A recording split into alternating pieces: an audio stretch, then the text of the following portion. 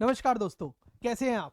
Haryana judicial services preliminary exam हो गया और उसके बाद हमारे पास बहुत सारे स्टूडेंट्स के कॉल आए कि सर यूट्यूब पे काफ़ी वीडियो आए हैं जिसके अंदर काफ़ी गलत आंसर की बताई गई हैं, जिससे कंफ्यूजन हो गया है। किसी ने प्राइमरी एविडेंस बता दिया आंसर, जबकि आंसर है सेकेंडरी एविडेंस, और किसी ने नया ही ऑफेंस क्रिएट कर दिया, ग्रीवियस हर्ट बाय रैश और नेग्लिजेंट एक्ट। पूरे आईपीसी के अंदर ऐसा कोई ऑफेंस है?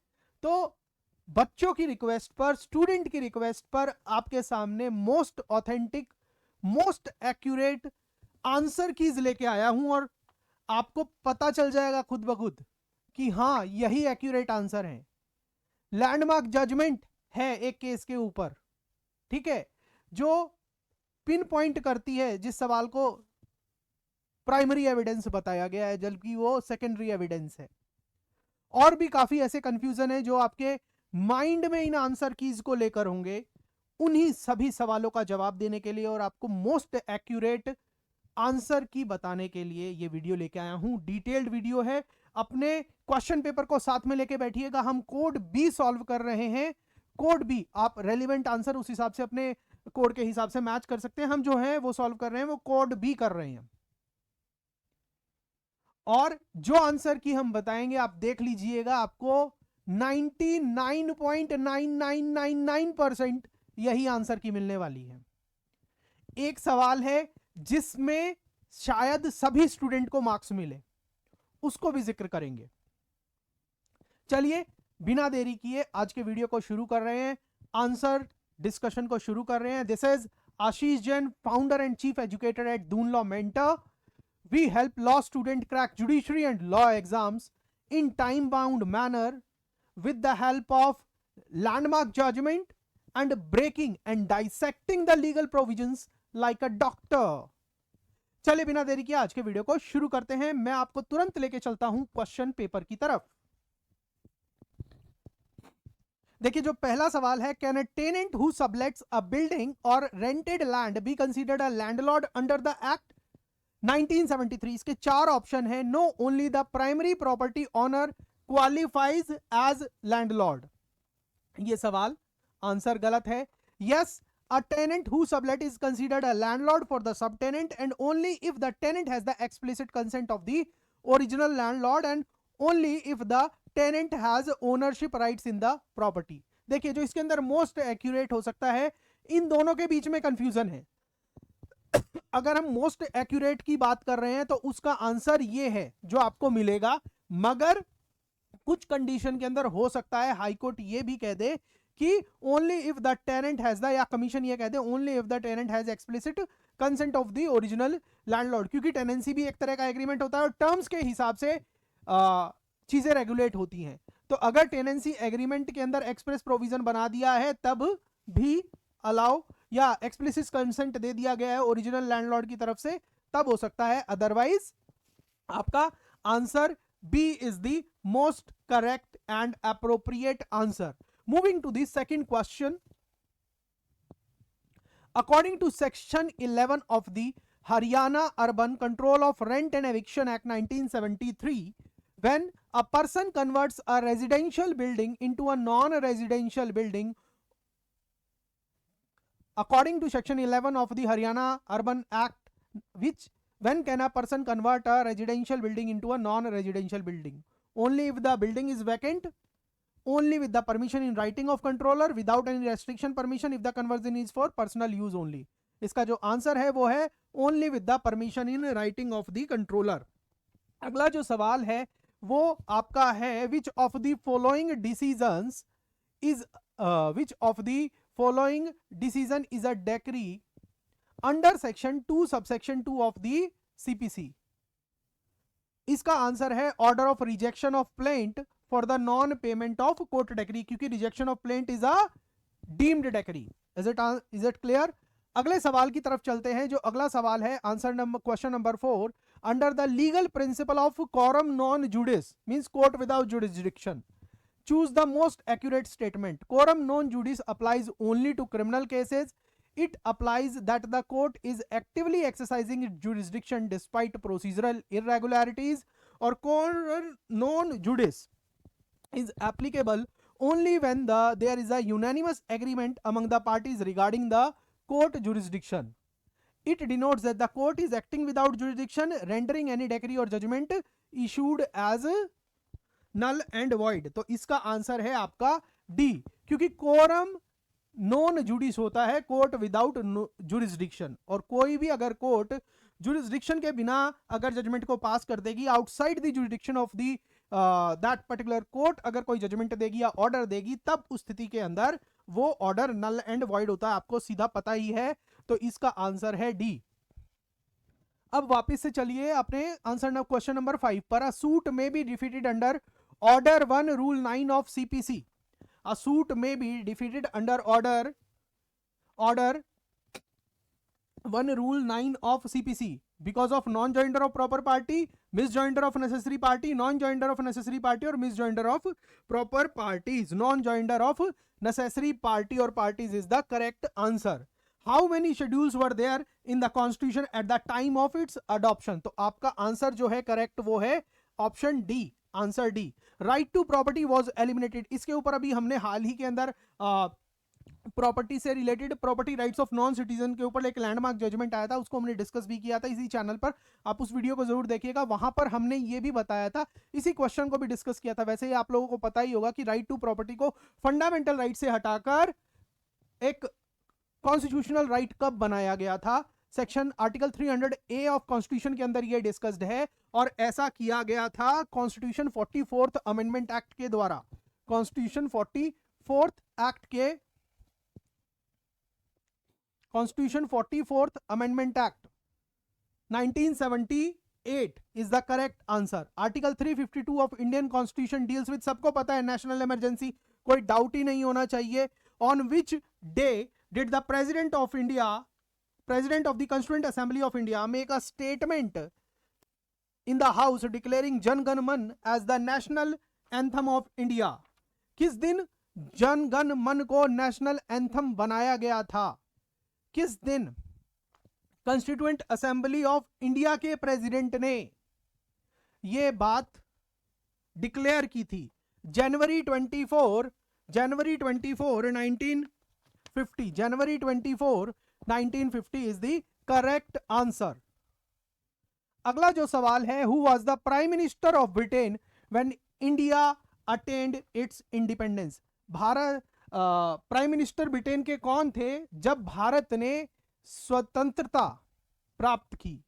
Answer is Clement Attlee, answer is Clement Attlee. ये कोड भी है, आप अपने क्वेश्चन पेपर के कोड के हिसाब से क्वेश्चंस को सॉल्व करिएगा। अब आपके वो वाले सवाल आएंगे जहां पर बहुत ज्यादा कंफ्यूजन है, ठीक है, आगे चलिएगा।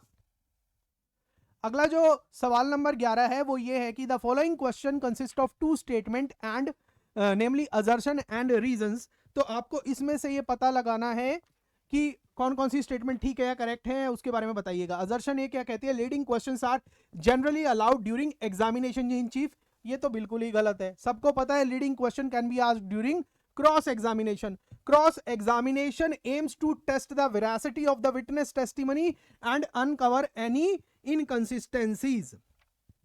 जो ये है ये बिल्कुल ठीक है। तो अब देखिए ऑप्शंस क्या कहते हैं, both assertions and reasons are true, ये गलत हो गया। दूसरा क्या कहता है, both assertion A and reason are the true but reason is not, ये भी गलत है। Assertion A is true, reason is false, ये गलत है। तो answer is D, assertion A is false and reason R is true. Leading question cross examination के समय पर पूछे जाते हैं, और बेसिकली जो क्रॉस एग्जामिनेशन का पर्पस क्या होता है, to test the veracity of the witness testimony and uncover any inconsistencies. क्योंकि क्रॉस एग्जामिनेशन के अंदर लीडिंग क्वेश्चन पूछे जाते हैं, जो बात उसने एग्जामिनेशन इन चीफ में कही थी उसी को ही कुरेद कर निकाला जाता है, उसकी ऑथेंटिसिटी को, उसकी विरासिटी को चेक करने के लिए क्रॉस एग्जामिनेशन किया जाता है, आपको पता ही है। चलिए आगे, अगला जो सवाल है वो ये है कि what does section 93 of Indian evidence act primarily addresses in relation to documents. इसका देखिए बेसिक सीधा डायरेक्टली आपका मार्जिनल हेड नोट पर सवाल है। तो आपका सेक्शन 93 किससे रिलेट करता है, exclusion of evidence to explain and amend ambiguous document. Exclusion of evidence to explain and amend ambiguous document. Clear सवाल है आपका, कोई डाउट नहीं होना चाहिए। इस सवाल के बारे में स्टूडेंट्स ने हमने बताया कि इसमें भी गलत ऑप्शन सेलेक्ट किया गया है, गलत ऑप्शन स्टूडेंट्स आप लोगों को बताया गया है इंटरनेट पर। The court shell presume the legality of E record under the Indian evidence act 1872 when the same is 5 year old. देखिए, अगर इलेक्ट्रॉनिक रिकॉर्ड की बात है तो उसकी जो टाइम पीरियड है आप ध्यान रखिएगा 5 ईयर ओल्ड है, और अगर आपका डॉक्यूमेंट है, ई रिकॉर्ड नहीं है, फिजिकल डॉक्यूमेंट है, तो उसके लिए 30 ईयर्स का टाइम दिया गया है, आप ध्यान रखिएगा। अगला जो सवाल है तो इसका आंसर है आपका बी। जो अगला सवाल है, to determine the relationship between two individuals in a court proceeding, to determine the relationship between two individuals in a court proceedings whose opinion would carry weight, opinion of to determine। अब relationship का find out करना है। Relationship, दो लोगों के बारे में, relationship के बारे में ओपिनियन ऑब्वियसली कौन दे सकता है, कोई साइंटिफिक एक्सपर्ट थोड़ी ना लाओगे, जिसको उनकी रिलेशनशिप के बारे में पता होगा या जिसके सामने उन्होंने उस रिलेशनशिप के हिसाब से बिहेव किया होगा। देखिए क्या कहता है, ओपिनियन ऑफ एक्सपर्ट विटनेस, ये गलत जवाब है। Opinion of any person present during the incident, ये भी गलत है। ओपिनियन ऑफ जज प्रिजाइडिंग ओवर द केस, ये भी गलत है। Opinion expressed by those with special means of knowledge on the subject, जिनके पास इस बात की नॉलेज है कि उनके बीच में ऐसा रिलेशन एग्जिस्ट करता है या नहीं है, which who have special means of knowledge on the subject, वो ही उन्हीं का ओपिनियन मैटर करेगा। तो इसका आंसर है 14th का जवाब है डी। मूविंग फर्दर, अगला सवाल देखिएगा, question number 15। During the course of trial mister X is summoned to merely produce a crucial document. अब उसको विटनेस की तरह नहीं बुलाया है, सिर्फ उसको डॉक्यूमेंट प्रोड्यूस करने के लिए समन दिए गए हैं। Can he be called in and subject to cross examination during the trial. अरे भाई, उसको थोड़ी ना विटनेस बुलाया, सिर्फ डॉक्यूमेंट की प्रोडक्शन मानेंगे। तो इसका जवाब क्या होगा, cross examination is not allowed unless he is formally called as a witness in the trial. तो आंसर आपका ए है, cross examination is not allowed unless he is formally called as a witness in the trial, witness in the trial. आगे देखिएगा, When any agreement is discovered to be void, अब देखिए, कोई agreement discovered to be void वाली situation है। Any person who has received any advantage under such agreement is bound to restore it to the person.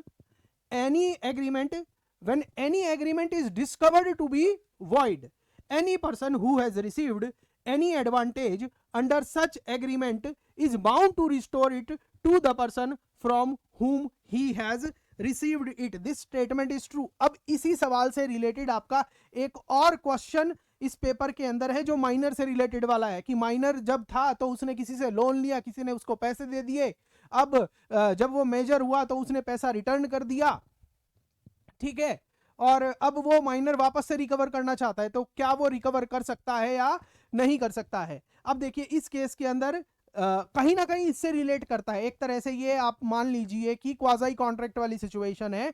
तो उस case के अंदर जब वो बच्चा मेजर हो गया था तो उसने पैसे वापस दिए थे, मगर जब वो सिचुएशन थी, पैसे कब लिए गए थे, माइनॉरिटी के टाइम पर, तो एग्रीमेंट तो वो वॉइड था, मगर बाद में उसने वॉलंटरी पेमेंट किया तो बाद में वो क्लेम नहीं कर सकता क्योंकि पेमेंट वैलिड था और उसने बेनिफिट उसके अंदर लिया था। अब देखिए, व्हाट, उस सवाल पर जब हम आएंगे तब उसका डिस्कशन करेंगे।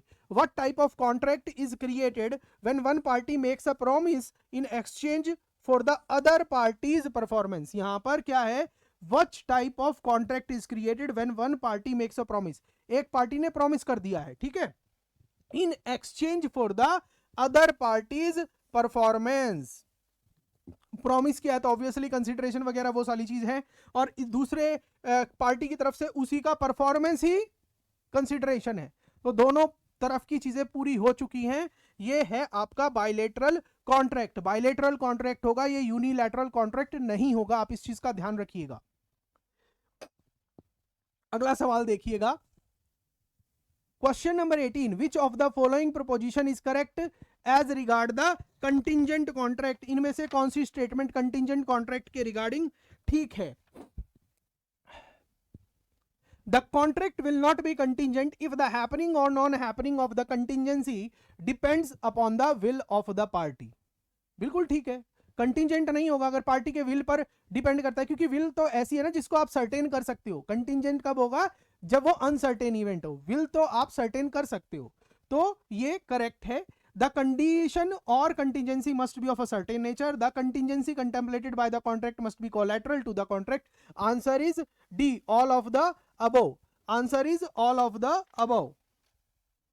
Answer is all of the above. Moving further.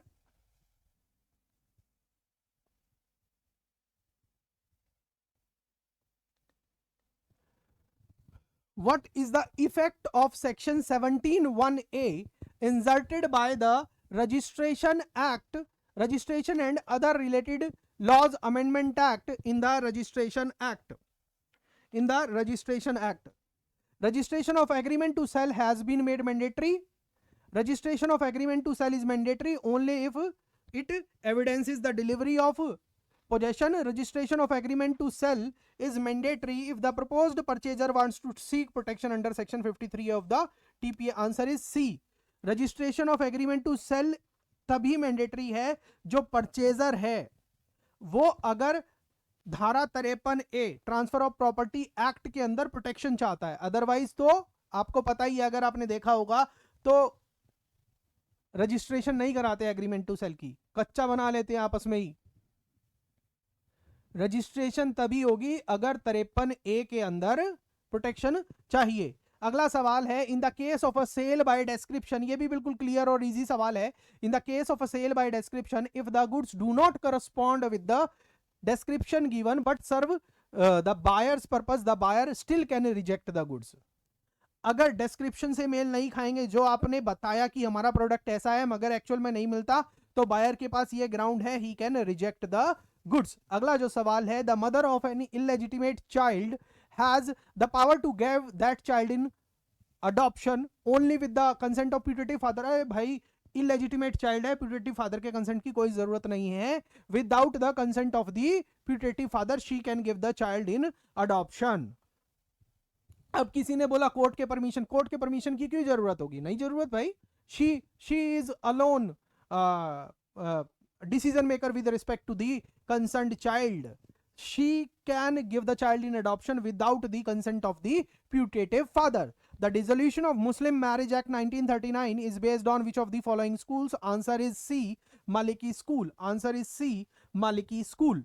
आप बताइएगा आपको क्वेश्चंस कैसे लग रहे हैं और जो चीज़ें बताई जा रही हैं कैसे डिफरेंशिएट किया जा रहा है, आप को वो सेटिस्फैक्टरी लग रही है या नहीं लग रही है. आप कमेंट सेक्शन के अंदर अपनी फीडबैक जरूर दीजिएगा. आगे चलिएगा. In which of the following cases, in which of the following cases a firm is compulsorily dissolved. इनमें से किस सिचुएशन के अंदर फर्म की कंपल्सरी डिसोल्यूशन हो जाएगी? By the happening of any event which makes it unlawful for the business of the firm to be carried on. अगर business का, फर्म का बिजनेस ही अनलॉफुल डिक्लेयर कर दिया है, हो गया है, तब तो ऑब्वियसली कंपल्सरी डिसोल्यूशन होगा. By death of a partner जरूरी नहीं है, remaining partner can continue. By adjudication of partner insolvent, जो पार्टनर इंसॉल्वेंट हुआ है वो निकल जाएगा, बाकी कंटिन्यू भी कर सकते हैं. तो answer is A only. By the happening of any event which makes it unlawful for the business of the firm to be carried on. अगला जो सवाल है, the provision of the Haryana urban control of rent and eviction act 1973 are applicable to the land given in lease for residential purpose और for business purpose, business और trade purpose, दोनों के लिए applicable होगा. As per section 24 of the Punjab courts act 1980 who presides over the principal civil court. इसका answer है, बताइए क्या होगा? प्रिंसिपल सिविल कोर्ट पे कौन प्रेजाइड करता है? आंसर इज डिस्ट्रिक्ट जज. Answer is district judge. Moving further, section number 26. Section number 20. Question number 26. When one has by his declaration, act or omission, intentionally caused or permitted another person to believe a thing to be true and made the other person to act upon such belief, then neither he nor his representative shall be allowed in any suit or proceeding between himself and such person or his representative to deny the same in the law of evidence, this statement of law is known as principle. आपको option भी देखने की जरूरत नहीं है, answer is estoppel. ठीक है. Further examination after the cross examination of witness a party by who has called him is called a re-examination. Cross examination के बाद विटनेस को जिस पार्टी ने बुलाया था, अगर वही दोबारा से एग्जामिनेशन करना, दोबारा से एग्जामिन करना चाहती है, तो उसको हम क्या कहते हैं? उसको हम री एग्जामिनेशन कहते हैं. Answer is C. Answer is C. अब देखिए क्वेश्चन नंबर 28 देखिएगा. The court draws a presumption under section 112 of the Indian evidence act qua the legitimacy of child born during the continuance of a valid marriage between a man and his wife or within 280 days after its dissolution, the mother remaining unmarried shall be conclusive proof of paternity of the child. बच्चे की paternity का conclusive proof होगा. मगर आपको ये section 112 कहता है, मगर मैं आपको इस चीज को बता देता हूं कि जो ये सेक्शन 112 है इसका इंपैक्ट कहीं ना कहीं घटा दिया गया है. 2012 के अंदर एक जजमेंट आई थी, नंदलाल वासुदेव बदवायक वर्सेस लता नंदलाल वासुदेव बदवायक. केस का नाम लिखिएगा, 2012 की जजमेंट है. Nandlal Vasudev बदवायक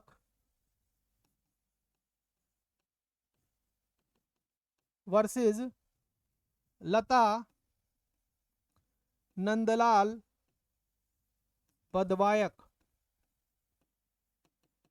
2012 supreme court. इस केस के अंदर सुप्रीम कोर्ट ने यह बोला था, क्योंकि आज के समय में हमारी जो टेक्नोलॉजिकल एडवांसमेंट है वो बहुत ज्यादा हो गई है, तो अगर एक तरह तो यह है कि 112 की प्रिजम्पशन है, बर्थ ड्यूरिंग मैरिज लेजिटिमेट होगा बच्चा या नहीं.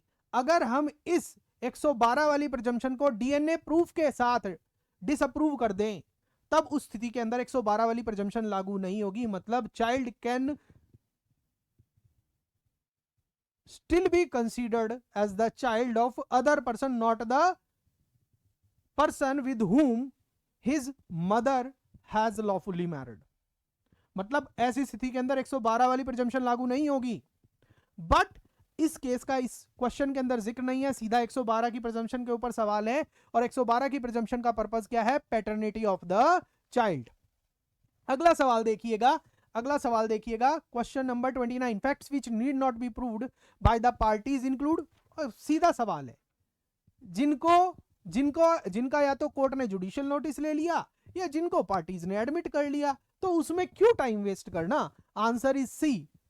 Facts of which judicial notice is required to be taken and facts which have been admitted by the parties before or during the trial.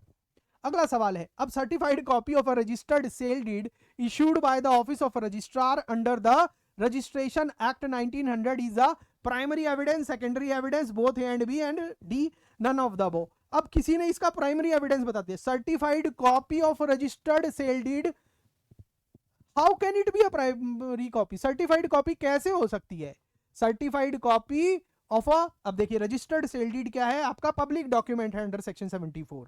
ठीक है, तो certified copy of a public document will be a secondary evidence. Section 65 clause E of Indian evidence act read with section 74 public document, और इसके साथ साथ इनको छोड़िए provision को, सीधा आप इंटरनेट पर सर्च करिएगा. 2023 की सुप्रीम कोर्ट की जजमेंट है, 2023 की सुप्रीम कोर्ट की. इसका आंसर बिल्कुल सबसे सही क्या है? Secondary evidence. Certified copy of registered sale deed will be a secondary evidence, will be a secondary evidence.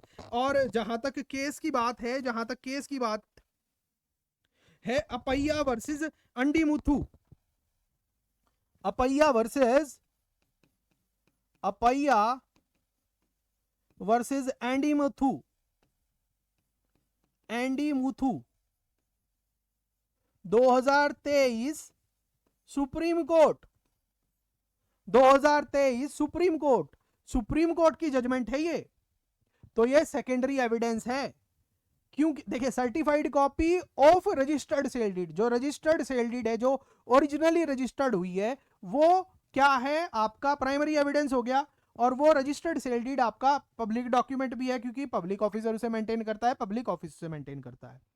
अब उस रजिस्टर्ड सेल डीड की certified copy, registered sale deed तो ओनर के पास रहेगी, अब उसकी कोई भी कॉपी बनेगी वो आपका सेकेंडरी एविडेंस हो गया, और उसको अगर आप सर्टिफाइड करा रहे हो with the authority concerned, then in that case still it will be considered as secondary evidence. secondary evidence primary evidence नहीं होगा। तो इस पे बहुत ज्यादा YouTube पे भी कंफ्यूजन है, बहुत बड़े बड़े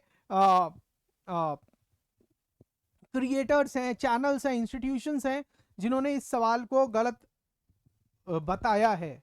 नाम नहीं लेना चाहूंगा, आप सबको पता ही है, मगर ऐसा नहीं है कि अगर कोई बड़ा इंस्टीट्यूशन है तो वहां गलती नहीं हो सकती, या छोटा इंस्टीट्यूशन है तो वो सही नहीं बता सकता, ऐसा कुछ नहीं है। खैर ह्यूमन एरर है, हो सकती है, बट चीजों को सही मायने में आपको बहुत डिटेल में देखने की जरूरत होती है। किसी ने कुछ कह दिया है तो उस पर तुरंत विश्वास मत कीजिएगा। देखिए ये कंट्रोवर्शियल क्वेश्चन था तो मैंने इस पे आपको सबूत भी दिया है। केस का नाम ढूंढ लीजिएगा, आपको मिल जाएगा, Appaiya versus Andimuthu 2023 supreme court, certified copy of registered sale deed is a secondary evidence. आगे चलिएगा,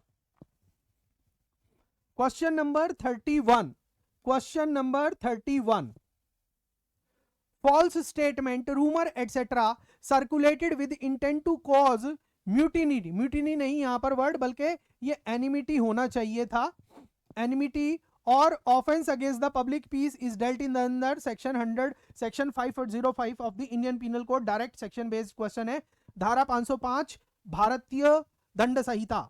to constitute criminal conspiracy under section 120A of IPC the minimum person is required to, 2 person होने चाहिए। कॉन्स्पिरेशन, अकेला व्यक्ति अपने आप से कैसे कॉन्स्पिरेसी कर सकता है, कम से कम 2 व्यक्तियों की जरूरत है। तो इसमें आपको कुछ देखना ही नहीं, सिंपल, बहुत ही इजी पेपर लग रहा है सारी चीजों को देखते हुए। तो क्या कट ऑफ का क्या रहेगा, कट ऑफ के ऊपर भी मैं आपको बहुत सारे कंफ्यूजन क्लियर करने वाला हूं, देख लीजिएगा, वीडियो के एंड तक बने रहिएगा। आपको कट ऑफ भी बताऊंगा, एक जोन बताऊंगा, आपको वहीं पर मिलने वाली है कट ऑफ, देख लीजिएगा। चलिए आगे, अगला सवाल है, the right of private defence of property is not available against the, criminal trespass के अगेंस्ट है, मिसचीफ, थेफ्ट, इन तीनों के लिए तो अवेलेबल है, मगर क्रिमिनल मिसअप्रोप्रिएशन के अगेंस्ट अवेलेबल नहीं है। तो answer is D. Who among the following can take a plea of ignorance of Indian law, ignorance of law is no excuse, चाहे कोई भी ले, तो मतलब none of the above, ignorance of law कोई नहीं ले सकता, तो आंसर इज डी। अगला जो सवाल है, in a bustling market two, अब देखिए इस सवाल के अंदर our student have told somebody has created a entire new evidence, entire new offence in the IPC, grievous hurt by rash and negligent act. कोई अपराध है ऐसा आईपीसी के अंदर? हमें तो नहीं लगता। Grievous hurt by causing rash and negligent act, तो उसी के ऊपर है। देखिएगा, in a bustling market two boys Q and T engaged in a heated argument that quickly escalated into a physical altercation. In the midst of the confrontation, Q, without any premeditation, pulled out a concealed blade and inflicting a deep cut on the face of it, T, resulting in permanent scar on T's cheek. What offense Q is guilty of? Answer is grievous hurt. भाई blade से मारा है निशान, ठीक है, permanent scar है, तो grievous hurt है, कुछ नहीं देखना। Answer is D. किसी कंफ्यूजन में मत रहिएगा, और नए ऑफेंस पर तो लगाइएगा मत ना, ठीक है। आपने अगर इंडेक्स भी पढ़ा होगा तो नहीं मिलेगा ये offence, grievous hurt by rash और नेग्लिजेंट एक्ट। रैश और नेग्लिजेंट एक्ट का सिर्फ एक ही ऑफेंस है हमारे पास, याद, वो आपको पता ही है।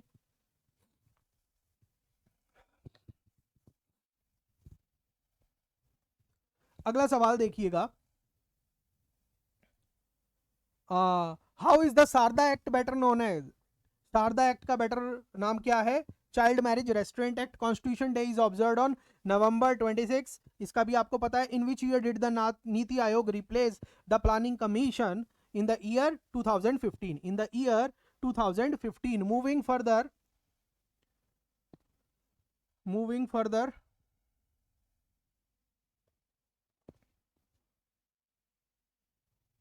Answer number 39, answer number 39। Area of Andaman and Nicobar Island falls under the jurisdiction of which High Court?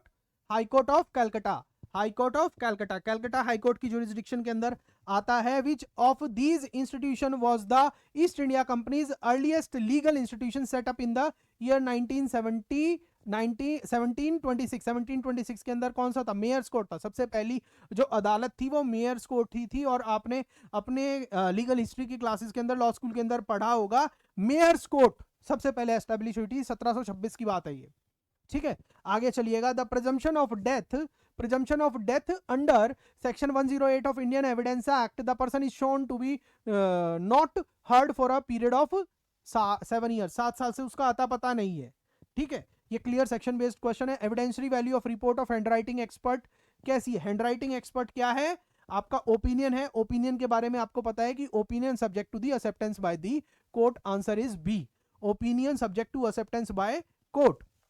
Moving further, if a document is required by law to be attested, it shall not be used as evidence. कोई भी document जिसको कानून ने उसको attestation की requirement मांगी है, तो उसको आप एविडेंस तक के लिए कब तक यूज नहीं कर सकते? Unless at least one attesting witness has been examined to prove its execution.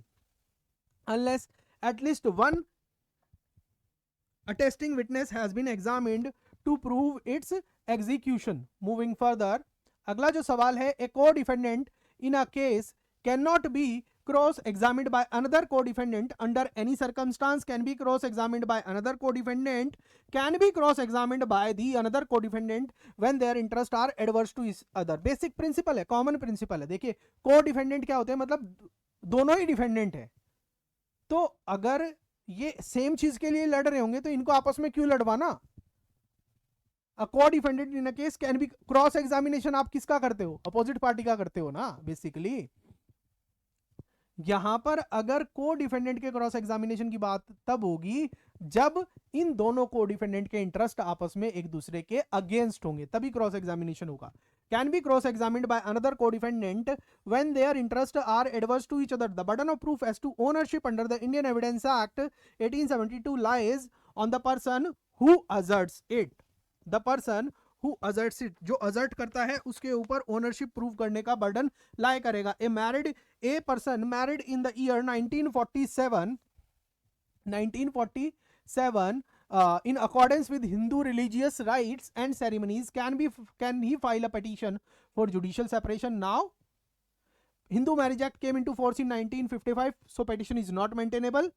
Petition is not maintainable as their marriage has been subsistent. ये भी गलत है। Petition is maintainable as it is immaterial whether the marriage was solemnized before or after the commencement of the act. तो answer जो correct है वो answer is C, answer is C. अगला जो सवाल है, when a marriage has been dissolved by a decree of divorce under the Hindu Marriage Act and no appeal has been preferred, the divorce parties may marry again after expiry of 1 month, immediately after passing of the decree of divorce, after expiry of 2 months and after expiry of 90 days.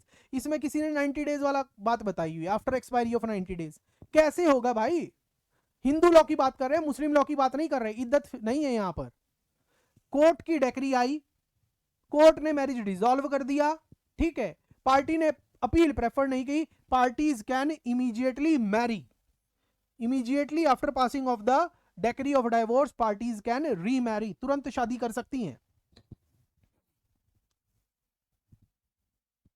अगला जो सवाल है, as per the Hindu marriage act sapinda relationship extend to, इसमें भी आपको कोई confusion नहीं होगा, बिल्कुल सीधा सवाल बेयर एक्ट पर है। The third generation inclusive in the line of ascent through the mother and fifth generation inclusive in the line of ascent through the father, in the line of ascent through the father. Moving further, what is the provision, what is the position of a nominee under the Hindu Succession Act? अब Hindu succession act के अंदर nominee की position क्या होगी? Nominee is entitled to receive the amount of property but hold it as trustee. Nominee trustee की तरह उस property को होल्ड करता है। Under the Hindu succession act 1956 when a woman dies intestate her property will be inherited firstly by, किसको जाएगी? अगर property, अगर कोई महिला बिना विल बनाए मरी है, इंटेस्टेट का मतलब विदाउट मेकिंग अ विल, ठीक है, तो और उसका हस्बैंड भी जिंदा है, बच्चे भी जिंदा है, then in that case husband and son and daughters के ऊपर उसकी प्रॉपर्टी सबसे पहले डिवॉल्व होगी। The landmark case of state of Andhra Pradesh versus R Punnaiah, R Punnaiah का केस देखिए, यहां पर आपको थोड़ा सा कंफ्यूजन लिख रहा होगा, राया वरिपू पुन्नया, मगर जब भी आपने ये पढ़ा होगा, प्रोविजन पढ़े होंगे 299 और 300, तो आपने आर पुनाया का केस जरूर पढ़ा होगा, ये वही है, कुछ नहीं है।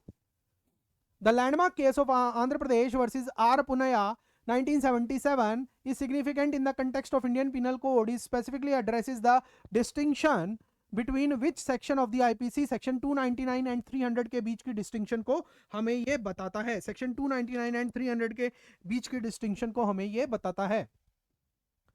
अब सवाल पर आइए। रिया, a skilled artist, decided to test her abilities by creating exact replicas of high value currency note. Note छाप दिया, हाई करेंसी नोट की रेप्लिका छापे हैं एडवांस्ड प्रिंटिंग टेक्नोलॉजी के साथ। Unknown to her these notes closely resembled genuine currency, से पता ही नहीं था कि असली नोट के साथ मिल जाएंगे। After attempting to use these forged note at local store, Riya was apprehended by the police. Which offence is Riya likely to be charged? Counterfeiting. वैसे भी स्ट्रिक्ट लाइबिलिटी ऑफेंस है, इंटेंशन हो या ना हो, पता हो या ना हो, वो मैटर नहीं करेगा, ये डायरेक्ट ऑफेंस है काउंटर फ्रीटिंग का। और उसके बाद भी इसने लोकल स्टोर पर भी यूज करने की कोशिश की है, ठीक है, तो कहीं ना कहीं इसको पता है कि चीज है, देन इन दैट केस ये काउंटर फ्रीटिंग का डायरेक्ट ऑफेंस है। अगला जो क्वेश्चन है वो देखिएगा। Legal aid to accused at the state expense is provided under section 304 CRPC. Section 304 CRPC. Which section of IPC was struck down by the Supreme Court in Joseph Sain versus Union of India? सबको पता है, Section 497. Section 497. What are the two components of crime? Mens rea and actus reus. देखने की जरूरत नहीं है, mens rea and actus reus. अगला सवाल देखिएगा। In which House of Parliament does the Attorney General of India has the right to speak as well as participate in the proceedings? Both houses. ये इकलौता ऐसा पर्सन है जो member नहीं होता किसी भी हाउस ऑफ पार्लियामेंट का, but still he has the right to speak. Attorney general of India. Identify the first Indian to be appointed as a permanent जज of the international court of justice at Hague. इसके अंदर भी confusion है। Someone has said Nagendra Singh, someone has said sir Benegal Narsing Rau, but जो correct answer है इसका वो permanent जज की बात है at international court of justice की, तो answer is Nagendra Singh. Answer is Nagendra Singh, justice Nagendra Singh. आगे चलिएगा। अगला जो सवाल है question number 58। When a plaintiff is unaware of the fraud perpetuated upon him, when a plaintiff is unaware of a fraud perpetuated upon him, from which date would the period of limitation begin? Limitation period, अगर plaintiff को पता ही नहीं उसके साथ धोखा हुआ है, तो वो पहली बात तो वो केस कब करेगा? जब उसे पता लगेगा। तो इस केस के अंदर limitation period will start from the date of knowledge that fraud has been practised upon him. Limitation period will begin from the date of knowledge कुआदा फ्रॉड, जिस दिन से उसको पता चला है कि उसके साथ फ्रॉड हो गया है, उस दिन से लिमिटेशन पीरियड स्टार्ट होगा। आगे बढ़ने से पहले मैं आपको बहुत इंपॉर्टेंट चीज बता रहा हूं कि अगर आप जुडिशरी और एपीओ एग्जाम की तैयारी करना चाह रहे हैं और जितने भी प्रीवियस ईयर के पेपर हैं एक जगह लेना चाह रहे हैं, एक जगह फ्री में ऑब्टेन करना चाह रहे हैं और सारे अपडेट्स लेकर चाह रहे हैं, तो आप हमारी एंड्रॉइड ऐप या फिर वेबसाइट से हमारा क्वेश्चन पेपर्स को आप बिल्कुल फ्री में ले सकते हैं। और वेबसाइट पर तो एक फ्री कोर्स है, कंपेंडियम कोर्स, जिसके अंदर आपको सारे क्वेश्चन पेपर मिलेंगे और कोई अगर नया क्वेश्चन पेपर आएगा तो वो आपको ऐड ऑन हो जाएगा, ईमेल नोटिफिकेशन भी आ जाएगा, अपडेट जुडिशरी अपडेट्स भी मिलेंगे, सब कुछ मिलेगा, ठीक है। या फिर आप यूट्यूब चैनल पर रहेंगे तो आपको फिर भी सारी अपडेट्स मिल जाएंगी। मगर आपको पीडीएफ में डाउनलोडेड क्वेश्चन पेपर चाहिए तो आप हमारे एंड्रॉइड ऐप या फिर वेबसाइट से ले सकते हैं। From which date would the period of limitation begin in respect of a suit for specific performance of a contract? specific performance of a contract के केस के अंदर लिमिटेशन पीरियड कब शुरू होगा? जिस दिन उस कॉन्ट्रैक्ट की डेट ऑफ परफॉर्मेंस फिक्स की गई है, या फिर इफ अगर कोई डेट फिक्स नहीं की गई है, when the plaintiff has noticed that performance is refused। तो answer is C. Section 14 of the Limitation Act deals with exclusion of prescribed period, exclusion of time of bona fide time of proceeding bona fide in the court without jurisdiction. इसका जो सही answer है बिल्कुल bear act पर है, marginal head note पर है। जब भी प्रिलिमिनरी एग्जाम का आप क्वेश्चन पेपर सॉल्व करते हैं तो आपको जो आपकी फर्स्ट अप्रोच रहनी चाहिए वो मार्जिनल हेड नोट के हिसाब से रहनी चाहिए। मार्जिनल हेड नोट के हिसाब से इसका आंसर बी बनता है और यही करेक्ट आंसर है। According to section 2 clause 9 of the CPC, the term judgment encompasses the statement given by the judge on the grounds of decree or order. Answer is C. Answer is C. Moving further, question number 62 regarding the doctrine of forum non-convenience. Select the most accurate statement. The doctrine allows a court to refuse to exercise jurisdiction if a more appropriate forum is available to safeguard the interest and convenience of the parties. ये right answer है। forum non convenience की मतलब जहां पर parties का ज्यादा convenience होगा उस केस के अंदर कोर्ट दूसरी ऐसी जगह पर केस को करवा सकती है। More appropriate forum is available to safeguard the, then court refuse करके बोल सकती है कि आपके लिए कन्वीनियंट दूसरी कोर्ट रहेगी, आप वहां पर केस फाइल कर दीजिए, तब उस केस के अंदर हो जाएगा। Moving further, which out of the following section of the CPC relates to the power of restitution of civil court? Direct index based question है, section 144, where any property is ordered to be sold by a public servant in execution of a decree of a decree, which of the following is false regarding the proclamation of intended sale? False regarding the proclamation of intended sale. इन चारों में से कौन सा गलत है? False. Such proclamation can be drawn up without giving notice to the decree holder and the judgment debtor. यही गलत है भाई। नोटिस तो दोनों पार्टियों को जाएगा, बिना नोटिस दिए आप कैसे कर सकते हो? ठीक है, such proclamation can be drawn up without giving notice to the decree holder and the judgment debtor. यही आपका false है। आगे बेशक मत बढ़िएगा। अगला सवाल देखिएगा, A is charged with traveling in a train without a ticket. अरे कितनी बार इस क्वेश्चन को सॉल्व करोगे? बेयर एक्ट पढ़ पढ़कर, इलस्ट्रेशन पढ़ पढ़कर। Answer is D, the burden of proving that he had a ticket on him. उसकी स्पेशल नॉलेज है तो वही बताएगा भाई मेरे पास टिकट है, उसी के ऊपर बर्डन। ओल्ड पार्लियामेंट बिल्डिंग का नाम क्या था? संविधान सदन, बिल्कुल। Which out of the following cases is not related to the LGBTQ rights और द सेम सेक्स मैरिज? देखिए, नाम्बम रेबिया केस है, ये political parties, political funding, anti defection से रिलेटेड है, तो ये आपका करेक्ट आंसर है। केएस पुट्टास्वामी के अंदर कहीं ना कहीं आपका प्रिवेसी का जिक्र है, और नवतेज सिंह जौहर का तो आपको पता ही है LGBTQ के ऊपर है। शफीक जहान अखोखन KM केस है 2018 का, तो आपका जो नंबम रेबिया के जो पॉलिटिकल पार्टी से रिलेटेड है वही आपका करेक्ट आंसर है। What is the name of indigenously built in service missile corvette which India gifted to Vietnam? Vietnam को कौन सी मिसाइल गिफ्ट की गई है? INS kirpan, INS kirpan. Formation of Supreme Court of India, formation of Supreme Court of India was based on the provision of which of the following acts? Answer is Regulating Act 1773. Regulating Act 1773 के ऊपर supreme court की formation हुई थी। From where have the provisions of suspension of fundamental right during emergency in the Indian constitution was taken? Germany, Germany से लिए गए हैं suspension of fundamental right during emergency. Who among the following is or are not competent to enter into contract? बिल्कुल simple question. Minor भी होगा, unsound mind भी incompetent होगा, person disqualified by law भी इनकम्पिटेंट होगा, तो answer is D, answer is D.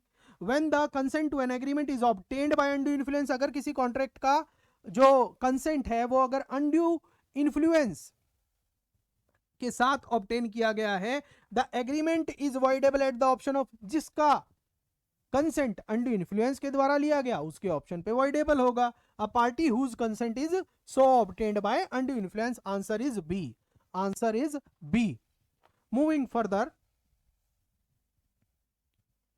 where both the parties to an agreement are under a mistake, where both the parties to an agreement are under a mistake, qua matter of fact the agreement so entered is, where both the parties to an agreement are under a mistake, हुआ a matter of fact, the agreement is said to be void. जब दोनों ही party की गलती है, वही गलती कर रहे हैं, उनको समझ ही नहीं आ रहा कॉन्ट्रैक्ट, तो कॉन्ट्रैक्ट आपका एब्सोल्युटली वॉइड होगा, तो कॉन्ट्रैक्ट आपका वॉइड होगा। अगला जो सवाल है आप देखिएगा, अगला जो सवाल है आपका, X sends a insured parcel to Y, the parcel is not delivered। अगर पार्सल डिलीवर नहीं होता है तो क्या Y इंश्योरेंस कंपनी के ऊपर केस कर सकता है? तो क्या Y इंश्योरेंस कंपनी के ऊपर केस कर सकता है? देखिए, प्रिविटी ऑफ कॉन्ट्रैक्ट लागू नहीं होता, क्योंकि X और इंश्योरेंस कंपनी के बीच का कॉन्ट्रैक्ट था। अगर आप बिना दिमाग लगाए सीधा प्रिविटी ऑफ कॉन्ट्रैक्ट को अप्लाई करें तो आप क्या कहेंगे कि जो वाई है वो केस नहीं कर सकता। Can not claim the amount from the insurance company because there is no privity of contract, ये एक ऑप्शन हो सकता है। Can enforce as a constructive trust is created in his favour, ये हो सकता है क्या? या can enforce only if there is an express provision in the contract that he can enforce it. देखिए, आपको पता है कि कोई भी कॉन्ट्रैक्ट है, ठीक है, कॉन्ट्रैक्ट हमेशा टर्म्स के हिसाब से चलता है। ए और सी के हिसाब से क्या होगा? ए भी हो सकता है, सी भी हो सकता है, और बेनिफिशियल इंटरेस्ट है इंश्योर्ड का, तो उसका भी हो सकता है, केस कर सकता है क्या? ज्यादा कंफ्यूज नहीं करूंगा। देखिए, प्रिलिमिनरी एग्जामिनेशन के हिसाब से जो आपको इस क्वेश्चन का जवाब मिलने वाला है वो मिलेगा, A can not claim the amount from the insurance company because there is no privity of contract. But यहां पर मैं खुद ही एडमिट करना चाहूंगा कि हो सकता है हाई कोर्ट जो आंसर किया, पब्लिक सर्विस कमीशन जो अब आंसर की रिलीज करेगा, उसमें ये 0.0001% नहीं भी हो सकता है। तो आपको बी या सी में से देखने को मिल सकता है, तो पैनिक मत कीजिएगा। बट जो प्री के हिसाब से मोस्ट एप्रोप्रिएट आंसर बनता है वो ए बनता है। अगला जो सवाल है, A who is a minor borrows money. अब ये सवाल देखिएगा, बहुत ही इंपॉर्टेंट है। A who is a minor borrows money from B after becoming an adult, after becoming an adult, after becoming an adult,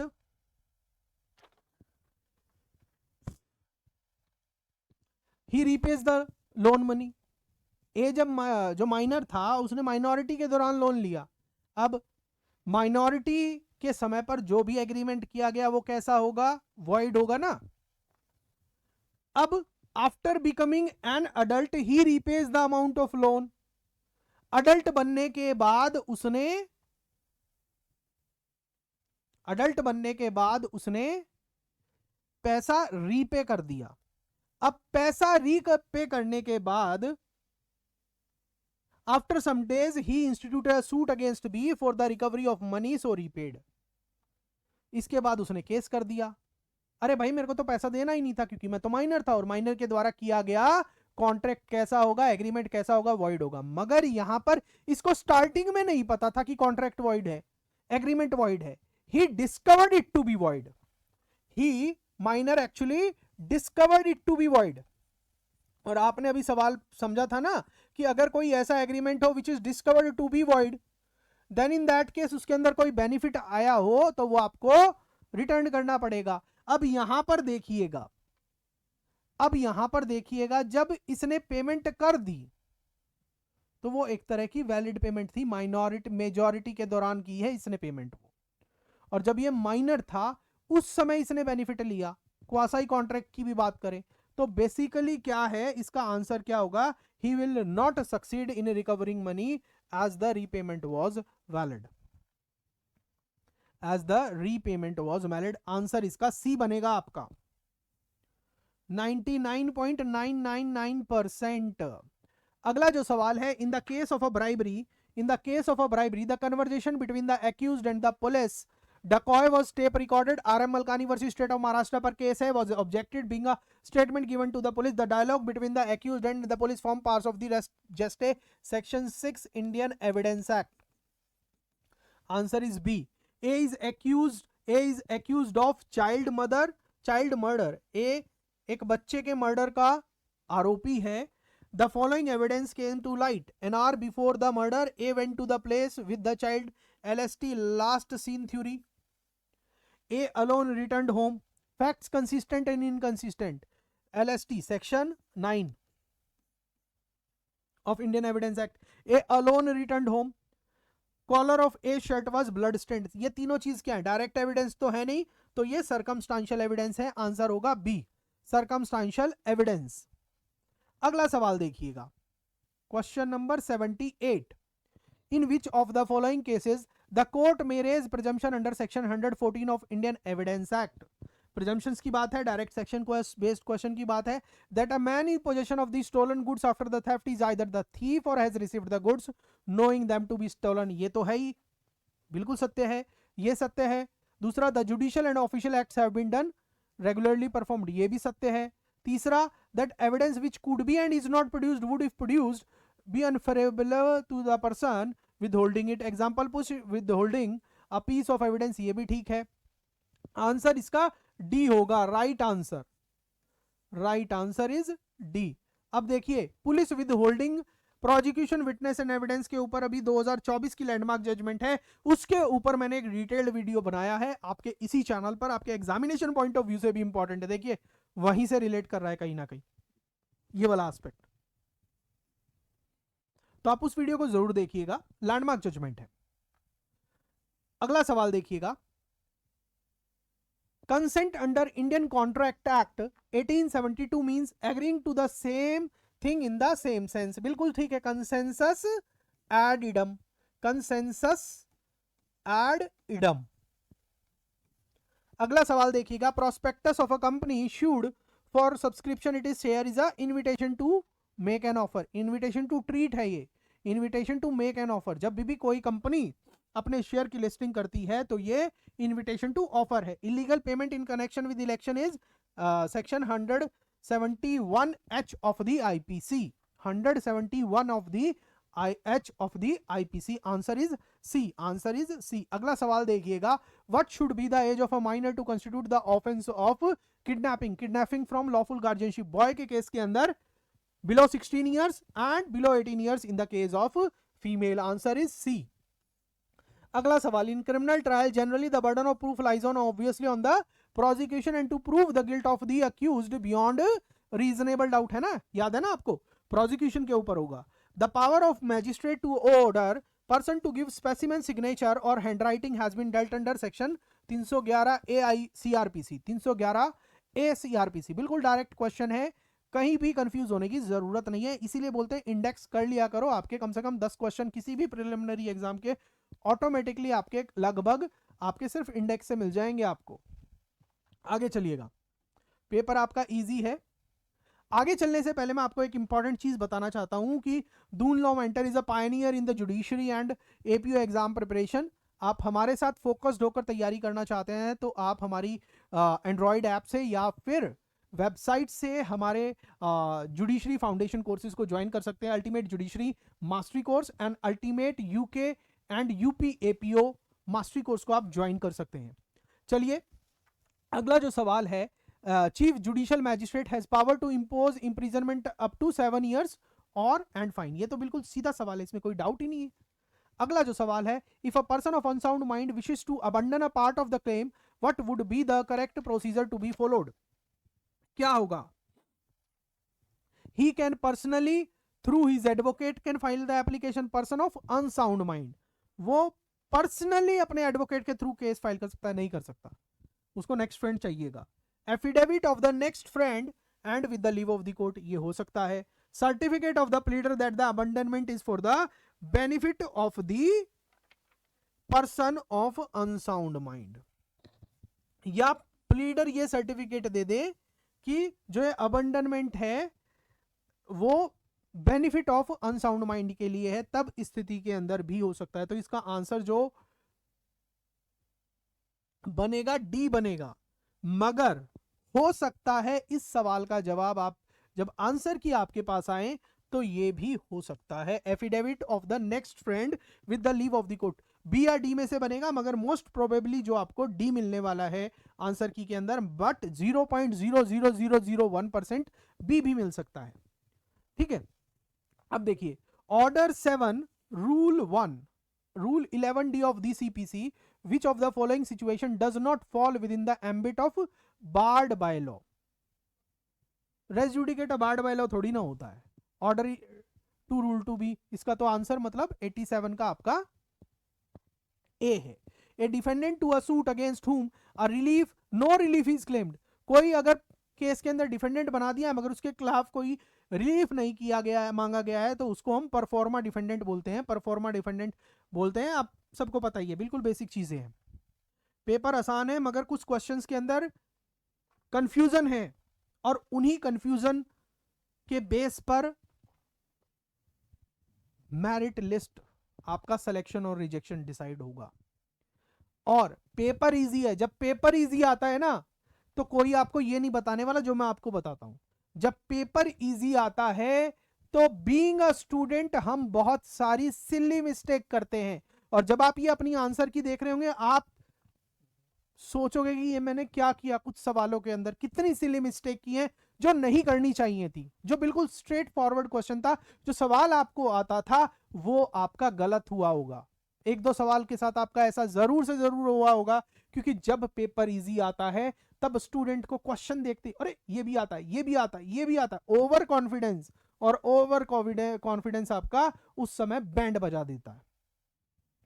तो इस चीज का भी ध्यान रखिएगा। हालांकि पेपर इजी है मगर बहुत सारे पॉइंट्स को आपको कंसीडर करना होता है जब आप कट ऑफ को एक्सपेक्ट करते, तो उसके बारे में एंड तक बनिए रहिएगा, बताऊंगा मैं आपको। The code of civil procedure amendment act 1999 as well as the amendment act 2002 were held constitutionally valid. अरे भाई 2000 जब से ये केस आया है उसके बाद से जुडिशरी एग्जाम में पूछा जा रहा है, 2007 से ये केस पूछा जा रहा है, कम से कम हजारों बार, मैं बोलूंगा कि 200 बार तो कम से कम पूछ ही लिया होगा। और हरियाणा डीजीएस जैसे एग्जाम्स के अंदर तो ऑलमोस्ट हर बार पूछा जाता है। Salem advocate bar association versus union of India 2005 supreme court, Salem advocate bar association versus union of India 2005 supreme court. Order 1 Rule 10 of CPC. Order 1 Rule 10 of CPC deals with substitution of party, addition of parties, striking out of parties, and D all of the above. D all of the above. Answer is D all of the above.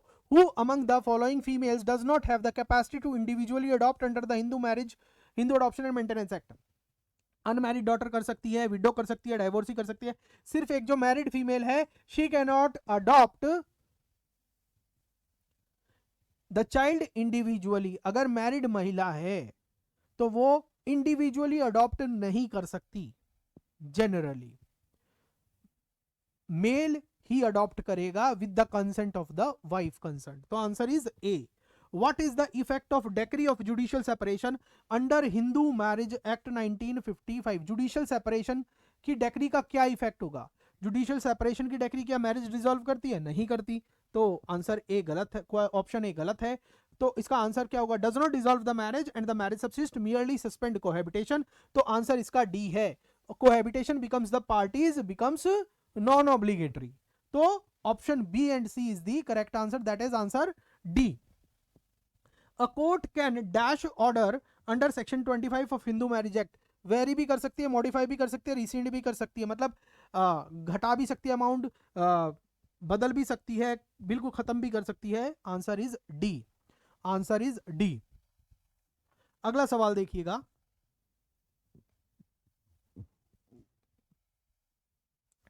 an adoption validly made under the provisions of the Hindu Adoption and Maintenance Act can be cancelled by adopter natural parents। अरे भाई एक बार अगर adoption valid हो गया तो किसी की औकात नहीं है उसको इनवैलिडेट कर दे। बच्चे का ऑलरेडी ट्रांसफर हो चुका है from the birth family to adoptive family, कोई भी नहीं कर सकता। अगर कोई एक बार अडॉप्शन वैलिडली हो गया है तो कोई उसको कैंसिल नहीं कर सकता। When two persons are descendant of a common ancestor but by different wife, they are said to be half blood. Half blood होंगे, कोई इसमें कंफ्यूजन की बात ही नहीं है। आपके 95 सवाल हो गए हैं, 30 सवाल और बचे हैं। अगला जो सवाल है, section 87 of CrPC authorise issuance of warrant in lieu of summon in addition to summons both A and B bare act based question. Answer is C. अगला जो सवाल है, under section 107 of the CrPC in what circumstances can the executive magistrate require a person to execute a bond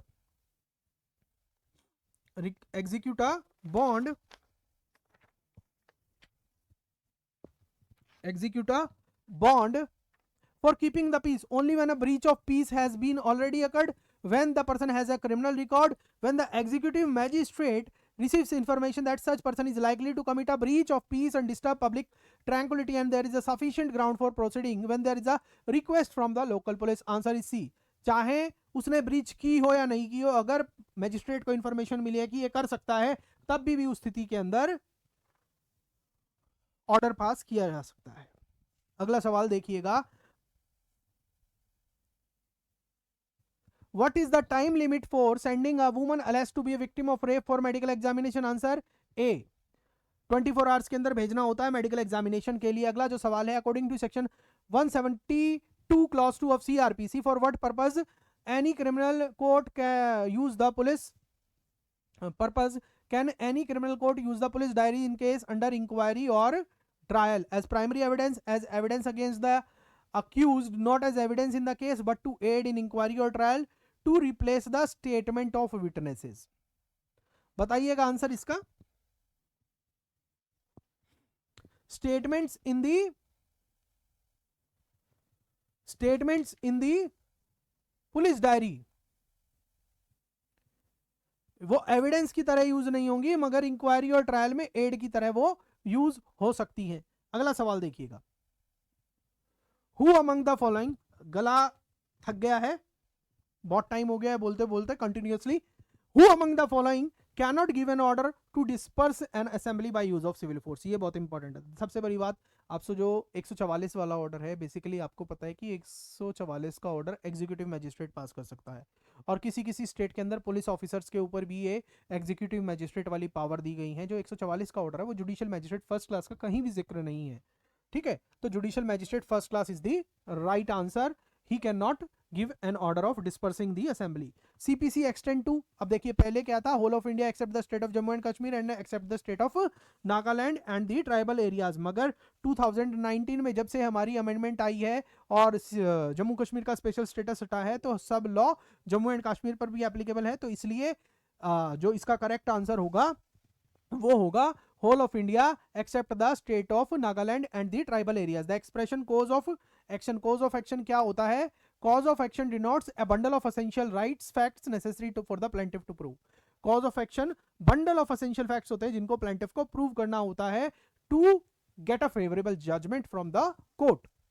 अगला जो सवाल है वो ये है, a contract was entered, ये jurisdiction के ऊपर है, बहुत इंपॉर्टेंट सवाल है, आप देखिएगा।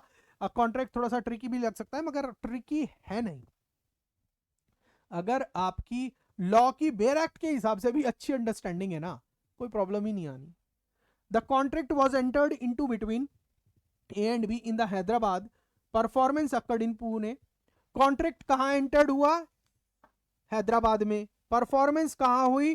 पुणे के अंदर। ब्रीच कहां हुई? नागपुर। अब जो कॉन्ट्रैक्ट होता है जहां होता है वहां पर भी सूट हो सकता है, जहां परफॉर्मेंस होती है वहां पर भी हो सकता है, और जहां पर ब्रीच हुई वहां पर भी हो सकता है। जो प्लेंटिफ है वो दिल्ली में रिजाइड करता था, wishes to file a suit for damage against B who resides in Pune. Pune के अंदर आपका डिफेंडेंट रिजाइड करता था। In which of the following cases A can not file the suit. मतलब, और आपको ये पता है कि जहां पर डिफेंडेंट रिजाइड करता है वहां पर सूट फाइल हो सकता है, बट जहां पर प्लेंटिफ रिजाइड करता है वहां पर केस फाइल नहीं हो सकता। तो और प्लेंटिफ दिल्ली में रहता था, तो इसका आंसर होगा Delhi district court. Delhi district court. आगे चलिएगा, अगला जो सवाल है, in a suit in a suit for breach of contract, plaintiff did not appear on the date fixed for appearance. However, defendant appeared, hence the court dismissed the suit. In default, an application for setting aside the decree या appealable order है. Plaintiff can file an appeal against the order rejecting the application. rejecting the application. तो answer आपका A है, answer आपका A है. अगला सवाल देखिएगा. Which of the following statement relating to CPC is incorrect? CPC deals with procedure relating to court of civil procedure, बिल्कुल ठीक है. Code deals with substantive rights, कुछ हद तक डील करता है. The code is also a penal enactment. penal enactment नहीं है, penal enactment है मतलब जो criminal law type है. In which case were held that the identity of victim relating to sexual offences is not to be disclosed in a judgment or order to be passed by the court. कौन से case के अंदर ये बताया गया था कि sexual offence से रिलेटेड जो विक्टिम है उसकी आइडेंटिटी को इवन जजमेंट और ऑर्डर ऑफ द कोर्ट के अंदर भी डिस्क्लोज नहीं किया जाएगा. इससे रिलेटेड जो रेलिवेंट प्रोविजन है वो आपका सेक्शन 227 ऑफ आईपीसी भी आप उसको भी देख सकते हैं, ध्यान में रखते हैं. केस है आपका Dinesh versus state of Rajasthan 2006 supreme court. Dinesh versus state of Rajasthan 2006 supreme court. Who can frame the charge? अरे भाई चार्ज फ्रेमिंग कौन करेगा? कोर्ट करेगा. कौन और कौन करेगा? अगला सवाल देखिए. Germany beat Belgium to win the men's hockey World Cup 2023. In which city was the final match organized? Final match कहाँ हुआ था? भुवनेश्वर में हुआ था. Where was the 28th annual United Nations Climate Meeting Conference of Parties COP28 held? कहाँ पर हुई थी बताइए? दुबई में हुई होगी, बिल्कुल दुबई में हुई है. इसको हमने अपने डेली करंट अफेयर, जो हमारी डेली करंट अफेयर की सीरीज आ रही है, आप देखिएगा जो ये करंट अफेयर सारे हम यहां पर आ रहे हैं ना आपके एग्जाम में, पिछले 2-3 महीने वाले, 3 महीने वाले, 4 महीने वाले, आप देखिएगा सारे उन्हीं में से आए हुए हैं. Which out of the following countries has approached the International Court of Justice for Genocide against Palestine during the Gaza conflict? South Africa. ये भी अभी हमने डिस्कस किया है, आप इसको देखिएगा. आप हमारी करंट अफेयर सीरीज को देखिएगा, आपका कोई भी करंट अफेयर का क्वेश्चन नहीं रुकने वाला किसी भी जुडिशरी और एपीओ एग्जाम में. आप देखिएगा उसको, बहुत छोटा सा एपिसोड आता है, डेली आता है, और डेली डेली करके ही आपके करंट अफेयर तैयार होते हैं. अगर आप सोचो कि हम पूरे एक साल के एक बार में तैयार कर ले तो वो नहीं हो पाएंगे. रोज थोड़ा थोड़ा पढ़िए, आपका काम हो जाएगा. और उसके लिए दून लॉ मेंटर की करंट अफेयर सीरीज से जुड़ जाइए. Section 18 of Hindu marriage act prescribe punishment for child marriage, marriage between spindas, marriage between persons falling within the degrees of prohibited relationship, all the above. Which section of the Hindu Minority and Guardianship Act provides a minor to act as a guardian for the property of the minor? Property of the minor. इसमें देखिएगा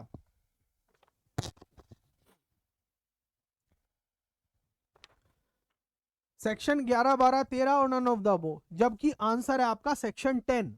तो answer is none of the above, क्योंकि जो section 10 के अंदर ये बात बोली गई है. अगला सवाल देखिएगा. Which out of the following sections of the Hindu Succession Act mention about the order of succession among heirs in the schedule? Section 6, 8, 7 और 12. ये सवाल ऐसा है जिसके अंदर आपको, क्योंकि इसका आंसर है 9, जो एक भी ऑप्शन नहीं है इस सवाल के अंदर, I think all students will get marks,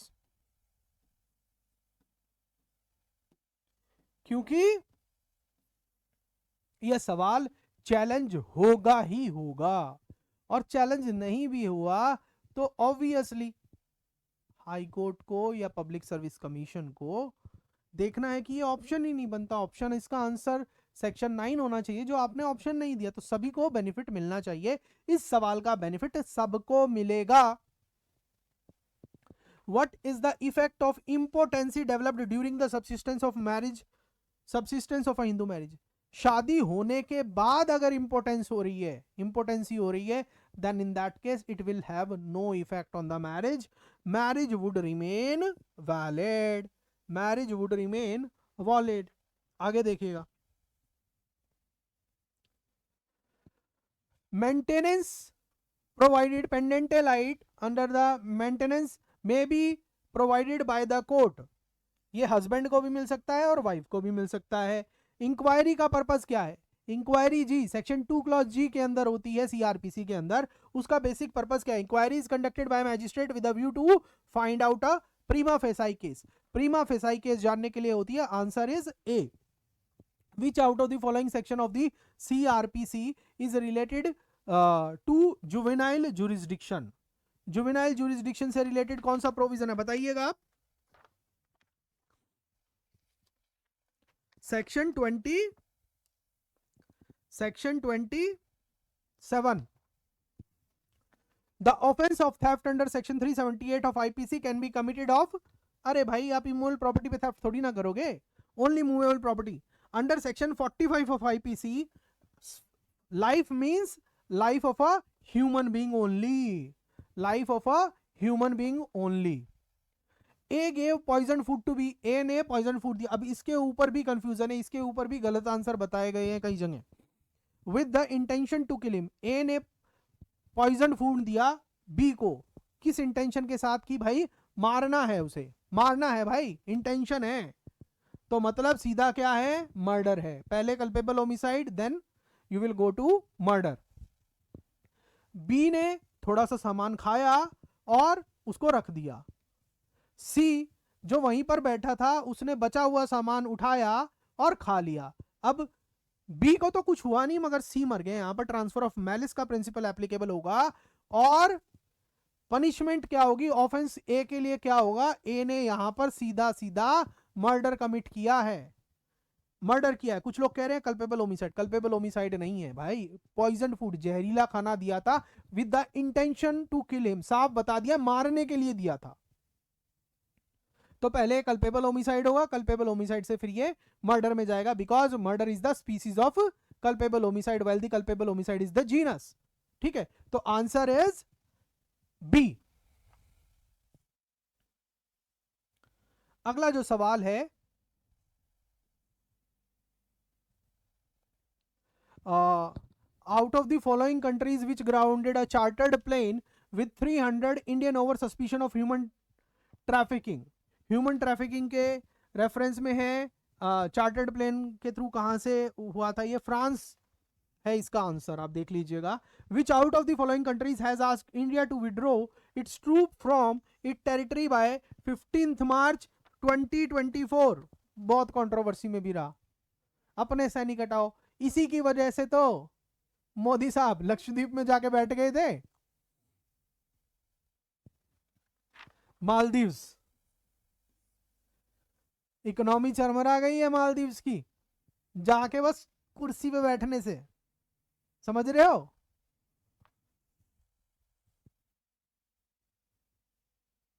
Which out of the following movies from India won the Oscar for Best Documentary in the 95th Academy Award? Answer is Elephant Whisperers.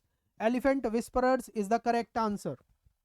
In October 2021, the CEO of Facebook has announced name change of Facebook to Meta.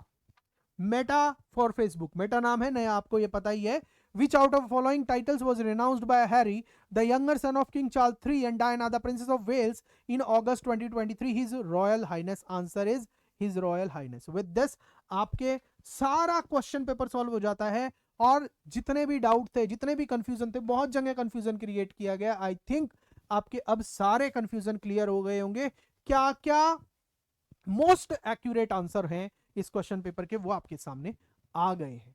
आप बताइए कि आपको ये answer की कैसी लगी, feedback जरूर दो। और अगर अब देखिए, बीइंग ह्यूमन बीइंग, हमसे भी गलती हो सकती है। इंसान आदमी क्या है? गलतियों का पुतला है।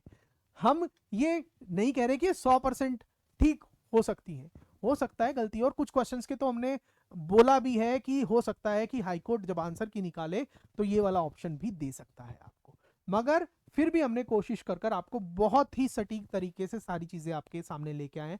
अब बात करते हैं बहुत ही महत्वपूर्ण बारे में, और जो है what would be the expected cut of for the Haryana judicial services preliminary exam 2024, जो अभी अभी लास्ट संडे को हुआ है। तो क्या कट ऑफ रहेगी? देखिए, मैंने किसी भी एग्जाम की कट ऑफ को डिसाइड करने के बहुत पैरामीटर होते हैं। हाँ, नो डाउट कंपटीशन बड़ा है, पेपर आसान है, लास्ट टाइम कट ऑफ क्या थी पता है ना आपको? कुछ लोग कह रहे हैं 450 तक जाएगी, 450 तक जाएगी। 125 क्वेश्चन है भाई, इतनी हाई कट ऑफ कैसे चली जाएगी? और इस बात को भी ध्यान रखिए, जब पेपर आसान होता है तो स्टूडेंट हड़बड़ी में सही सवाल को भी गलत करके आता है, जो आता है उसे। चलिए मैं आपको एक एक्सपेक्टेड कट ऑफ की रेंज देता हूं। मेरे हिसाब से हो सकता है गलत भी हो सकता है, बट जितना पिछले 2005 से लॉ फील्ड में हूं मैं, और एक्टिवली जुडिशरी से रिलेटेड चीज़ों को 2008 से देख रहे हैं और पढ़ा 2012 से रहे हैं, इन सारी चीज़ों को देखते हुए जो कट ऑफ है, expected cut off 385 to 410, 385 to 410। अगर आपके 405 नंबर से कहीं ऊपर बैठ रहे हैं तो आप अपने आप को एक सेफ जोन के अंदर कंसीडर कर सकते हैं। मैं ये नहीं कह रहा कर लीजिए, कर सकते हैं। 385 to 410 would be the expected cut off range. चलिए आप अपनी फीडबैक बताइएगा कि आपको ये आज का सेशन कैसा लगा। मिलता हूं मैं आपसे अगले वीडियो में। Thank you.